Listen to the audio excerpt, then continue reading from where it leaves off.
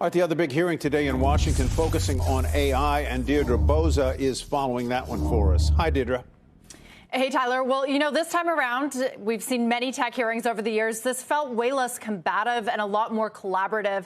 Sam Altman, the CEO of OpenAI, and lawmakers, they seemed on the same page a lot of the time in terms of the opportunity, but also the dangers of AI. And they seem to understand that the stakes are very, very high here. Within the first, let's call it 15, 20 minutes of that hearing, generative AI was compared to the first cell phone, the creation of the internet, the Industrial Revolution, the printing press, and the atomic bomb. They talked about nightmare scenarios, and Sam Altman talked a lot about how he thinks regulation will have to go hand in hand with responsibility from companies, as well as public education on this. So it was a lot in there, guys, but it was a very different kind of tech hearing than the one we've become accustomed to over the last decade or so.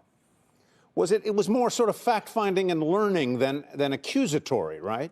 Yeah, exactly. And they seemed, the lawmakers wanted to learn. And Sam Altman had a lot of these questions because this is really early, right? This is not reactive like we've seen with social media when we've seen all of the unintended consequences come out and try to put Pandora back into the box. That's not the case with AI. This is all coming out right now, and lawmakers are trying to be early. In terms of actual concrete legislation, didn't hear a lot with regards to that. Again, this is early, so I think that they're trying to understand it before they put in sort of those harder guardrails.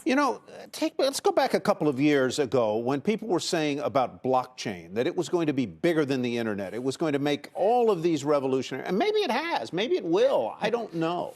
And now many people are saying the same thing about AI. Can you draw any comparisons between the two here in terms of how disruptive and explosive AI will be compared with blockchain, which was so last year, so 2020? Yeah, I think with blockchain, we haven't seen actual impacts, actual use cases from it, even though the promise is still there. And many people here in Silicon Valley would tell you that that remains intact, even with the rise and fall of different cryptocurrencies and blockchain businesses. Generative AI is far different because this has already been changing the way that we search, the way that we view Netflix, the way that our social media is delivered to us. It's already been happening behind the scenes to great effect. Generative AI, of course, is now putting artificial intelligence in the hands of consumers to do tasks that previously could only be done by a human. So it's doing things, and we're seeing that impact day by day. We're seeing business models rise and fall on the back of it,